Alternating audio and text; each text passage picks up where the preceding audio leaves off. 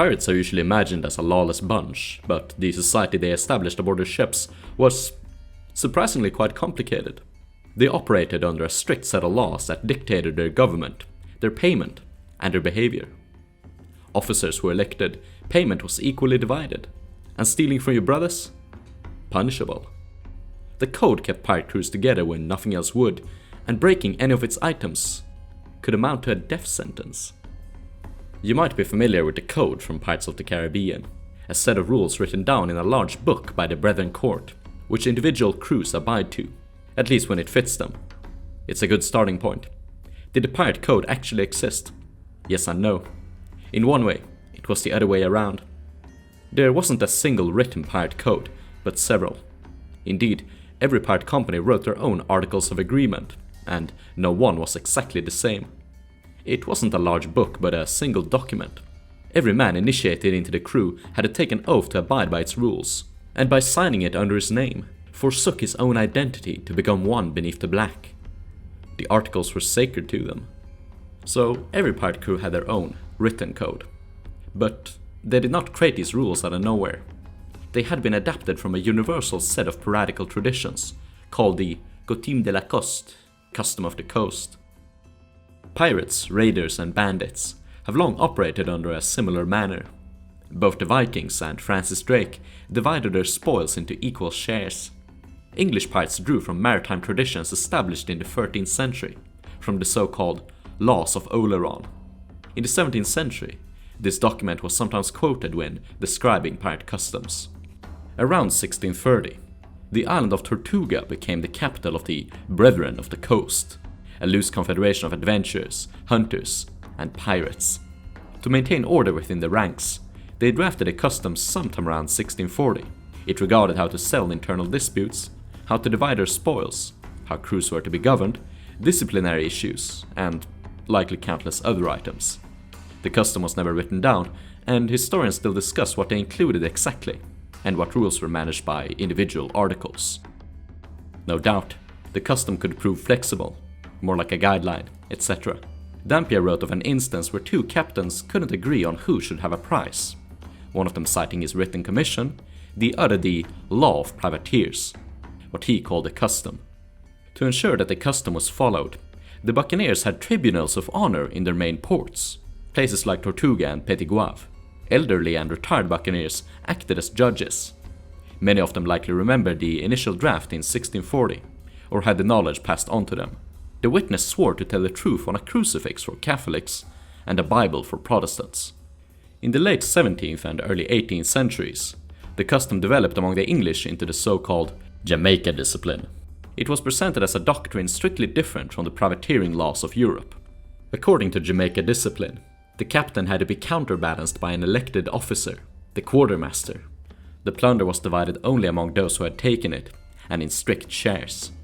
Before setting out on their piratical venture, each company would write down their own document based on the custom. It went by different names. In French, it was called the chasse-partie, or chase party. The name derives from the word charter party, a similar legal document signed between merchants sharing a hired vessel. Chase, or chasse, referring to, of course, the hunt for prizes. Among the English, it was called their Articles of Agreement. Similar documents were common with all armed expeditions of the period. Among privateers, the articles were drafted by the captain together with his investors.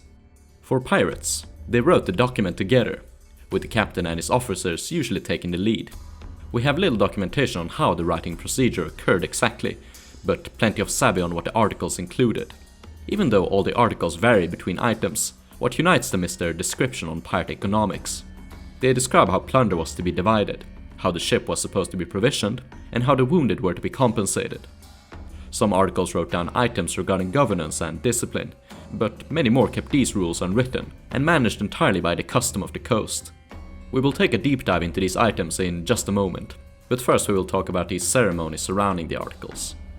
After the articles had been written, any man who wished to be part of the ship's company had to sign it under their name. If the sailor was illiterate, he made his mark before witnesses, something like an X. For pirates, this was an almost sacred ceremony. They swore to uphold the code by placing 2 fingers on a Bible. If there was no Bible, One crew allegedly used an axe. According to legend, crossed swords, a cannon, a skull. The reason they took it so seriously was because if their ship was taken, the equal guilt of everyone aboard was written on the articles. Signing your name amounted to a death sentence. This is part of the reason why we barely have any surviving articles. Pirates would usually destroy them to ruin any evidence to be used against them in court. Other historians believe they signed their names in a round robin, a circle, to prevent the authorities from identifying ringleaders. There are no recovered articles signed in this manner. However, a request for pardons by pirates was signed with a round robin, so the technique existed at least. After the articles had been written, they were read aloud and posted on a conspicuous place, such as the door to the great cabin. During a voyage, additional items might be added to the articles. These were called ordinances. The first item of the articles dictated what everyone was to be paid. Unlike other sailors who were paid a set wage, most pirates operated under the principle of no prey, no pay. You would only get paid in what you stole. The plunder was divided into equal shares, and every man was paid a certain amount of shares according to his employment and importance. First up, the captain. A privateer captain could be paid as many as 60 shares, whereas pirates were typically paid either 4 or 2. There's one incident of a captain earning only 1 share, same as the crew. If the captain owned the ship, he was compensated accordingly. Captain Swan was paid 10 shares. Next up, the carpenter, sailing master and surgeon were paid a larger share than everyone else. Individual articles might dictate that other roles be paid a larger share too, like the gunner, the cook, or the quartermaster, though the latter was usually awarded with donations from the crew. Shares weren't only paid in hard cash. A pirate could be paid in goods like silk, cloth, or diamonds. Oftentimes they got the option of choosing between taking their pay in cash or slaves. Before the plunder could be divided among the crew, the articles declared that part of the profits were put in the common stock, the shipboard treasury. Funds were given to the cook, the carpenter, and surgeon to buy provisions, materials, and medical equipment. Next item determined how those who were wounded in service were to be compensated, kinda like a healthcare system. The exact payment varied from every article, but was always issued in a set amount of money or slaves. Usually it only regarded the loss of limbs, eyes, and fingers. One group of filibusters even described how they compensated the loss of prosthetics, though this may have been a joke. Some people raised the idea of pirates having a basic healthcare system as revolutionary of their time, which it wasn't. The French Navy paid a pension to their elderly and invalid sailors. In 1590, the Royal Navy established the Chatham Chest, ensuring that crippled Englishmen were paid a living. It was common for military expeditions of the time to offer such benefits in order to improve morale and encourage bravery on the battlefield. Pirates knew and expected this. There were other common methods in which to reward courage. Most articles rewarded the man who first spotted the sail of a prize. Again, this was nothing unique to pirates. Similar rewards were offered in His Majesty's Navy. During his assault on Panama, Henry Morgan offered rewards to those who first entered a fort, raised English colors, placed siege ladders, and threw grenades. It was also typical to reward the first man who boarded the enemy, but oftentimes these men expected to be paid in pillage. These were loose items like clothing, jewels, and weaponry, which looters would traditionally keep for themselves. Some companies allowed pillage, others forbade it. Everything had to be added to the plunder. Keeping pillage for yourself was punishable, and every man was frisked for hidden items. Many articles regulated the process of plundering. These were the rules most commonly shared by articles of agreement. The most basic of them usually included these payment details and nothing more. Matters of governance and discipline were usually handled in accordance to the custom of the coast or Jamaica discipline, but individual articles wrote a few of them down. This became especially common with the pirates of the early 1700s, likely because they weren't as close-knit as the buccaneers of the previous century. So the items discussed next were written in only a few individual articles, but were still principles adhered to by most pirates. Very few articles mentioned the governance of the pirate ship. This was something they took for granted by the custom of the coast. Only the Code of Bartholomew Roberts guaranteed universal suffrage among the free crewmen. It was the first item of his document, and likewise guaranteed the equal title and free use of provisions and strong liquor. No articles describe how officers were elected or councils were handled, probably left entirely to the custom or improvised. Disciplinary items sought to maintain order aboard the ship. A very common one regarded interactions with the opposite sex. Women were typically forbidden from entering a pirate vessel. If one was encountered, she was typically released as soon as possible, and kept away from the crew until she could be. Again, this was nothing new in the maritime scene. Such rules were practiced in the Navy and Merchant Marine. It seems it had nothing to do with bad luck. Foreign officers weren't allowed either, without the Admiralty's orders. Both could result in disputes, love triangles, in the case of the former. It was also very common for articles to outlaw rape. For example, item 11 of Thomas II's articles states that if any of the said company shall during the said voyage force or ravish any maid or woman, then he or they shall lose his or their whole share as aforesaid, and be punished at the captain's and company's discretion. Similar rules were also found in the articles of Richard Taylor, John Phillips, and Thomas Anstis. However, these rules may have been treated like guidelines often indeed. John Rackham had 2 women aboard his ship. The crew of Thomas Anstis allegedly committed a gang rape, but the former was an exception, and the latter might be legend. Disputes among crewmen were to be settled by the quartermaster. If 2 men had a serious disagreement, it was to be settled on shore by a duel, arbitrated by the quartermaster. Fighting was never allowed on the ship. Some duels were done with muskets, some pistols, others swords. Usually they were fought till first blood, not the last breath. Among buccaneers ashore, we can imagine that these settlements were managed by the elderly tribunals described previously. It became especially common for the 18th century pirates to place further restrictions for the sake of discipline. Compared to the buccaneers, they were almost authoritarian. For example, buccaneers might gamble for money aboard their ships. This sometimes led to disputes and mutiny. So for this reason, the later pirates usually forbade it. Some also forbade discussions on religion and politics, stuff that would stir people up.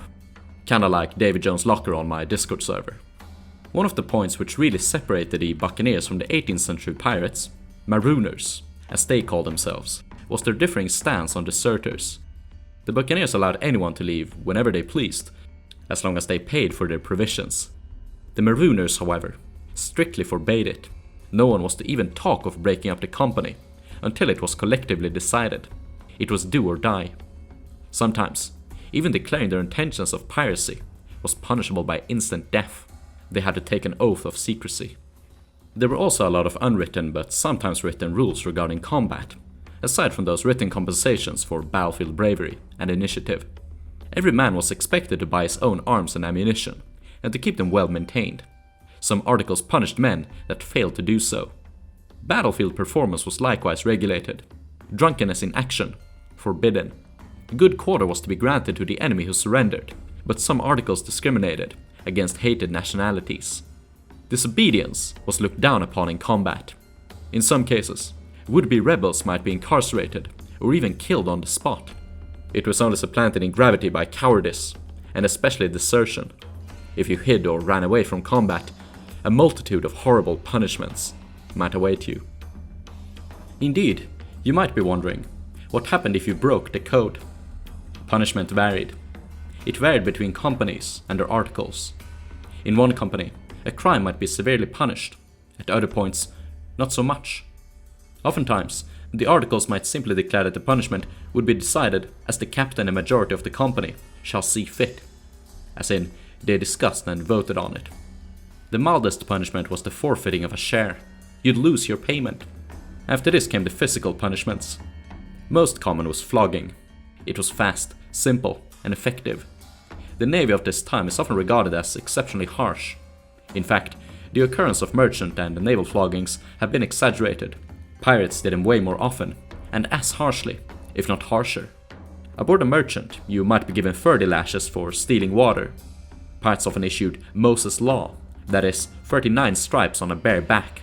It could be issued for something as severe as risking a fire, or even just gambling. Then came the executions. They were swift and to the point. No walking the plank into shark-infested waters.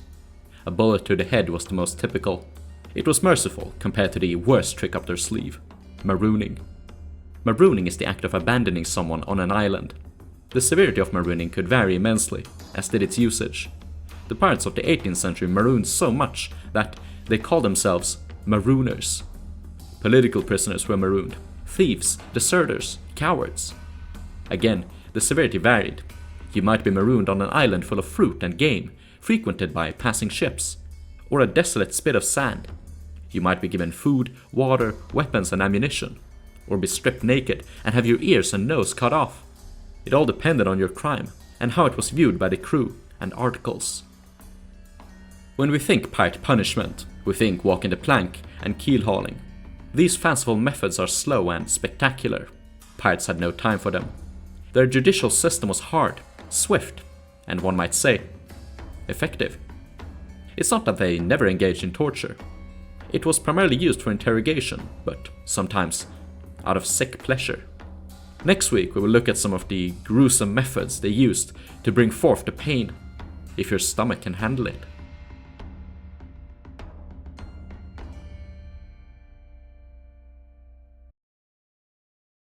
Huge thanks to my generous channel members and Patreon supporters. In particular, Cole Freer, Max Dweck, 1660, Michaela Jans, Daniel Stryker, Sea-Dog, Randall DeVere, Old Man Zed, Krillov, Nick Hooper, and Captain Jake Rumdrinker.